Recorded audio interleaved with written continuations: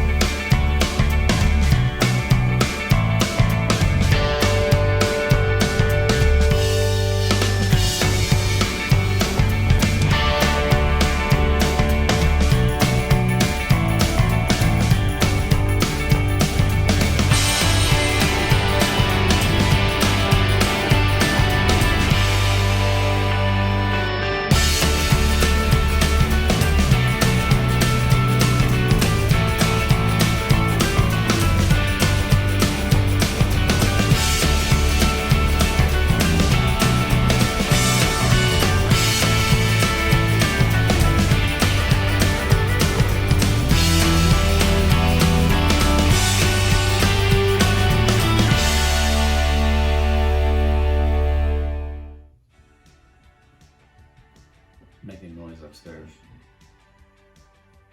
These last few weeks during our lock-in have been terrible for me.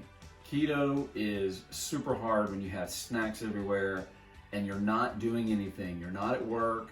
So I don't know if you know this. The chocolate covered walnuts, when you do them at home, has very low macros. Great snack to have. It's perfect for a substitute for a Little Debbie, for instance. And the ingredients are easy to find. Let me show you this.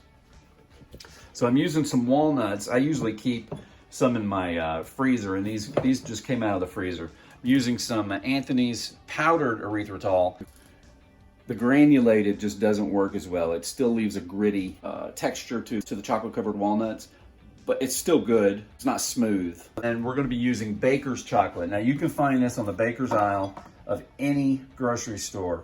There's four carbs, but there's 3 grams of dietary fiber. So for 2 pieces, you get, it's 1 gram of carb, which it's great. So the first thing we're gonna do is we're gonna start with this double boiler. So I've got my chocolate melting. We're almost there. Magic of TV, I wanted to go ahead and have this done so we could do a quick video.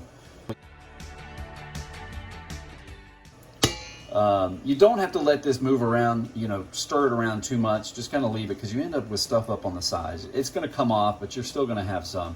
And I would not suggest using anything other than a high temperature spatula for this, or a wooden spoon you can use. But I like to use the high temperature spatula. Not add water to this. Water will seize up the chocolate and you won't have fun with that. Oh, I hope this works.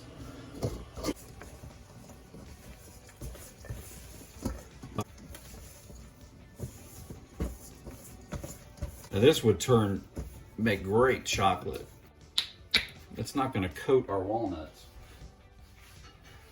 All right, I'm going to start with MCT oil. I'm going to do a little bit at a time and just hopefully this is not going to seize on us.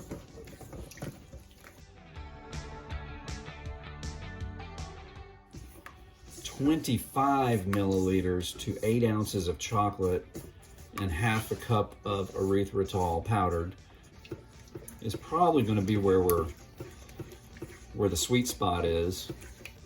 I'm going to tell you, even chefs make mistakes. It's how you recover from the mistake.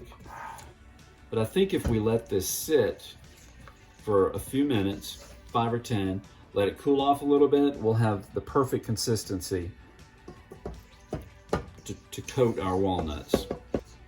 See how the rubber spatula, this high temp rubber spatula, you can really get the chocolate off the edges. Let's go ahead and put these are just raw walnuts. They haven't been toasted.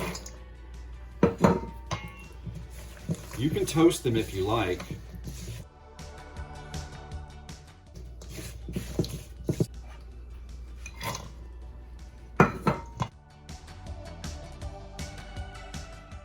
Usually I'll use parchment paper. We're just gonna go for this and just see what happens. So this ended up being 1 pound of walnuts, 16 ounces, weight. I weighed them on my scale just to make sure I had it correct. if you're doing recipes like this and you want to figure out the macros, your calories and fat and carbs, you can do that, but you need to make sure that you weigh.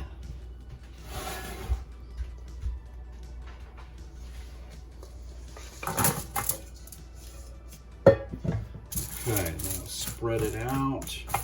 Now once this, you don't really have to spread it out too much, because once this hardens, you can break it apart. Or you could spread it out a lot and keep everything separate if you like. It's up to you. Completely up to you. I like to take some salt. This is just some pink Himalayan salt, but you can use sea salt if you like. That's it. All right. So sometimes easy keto, you make a couple mistakes, but mistakes aren't really mistakes because you get to fix them. So we had to add the MCT oil to the chocolate, but all that added to the total was 220 calories and 24 grams of fat, which both of them are fine, especially the fat. So this is what we ended up with. We ended up with 16 ounces of walnuts with the 8 ounces of chocolate and the 25 milliliters of MCT oil and the half a cup of erythritol.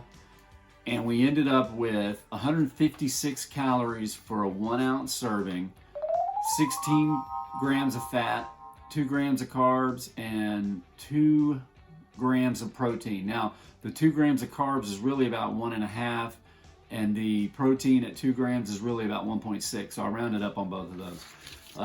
They turned out fantastic. I think you can see this.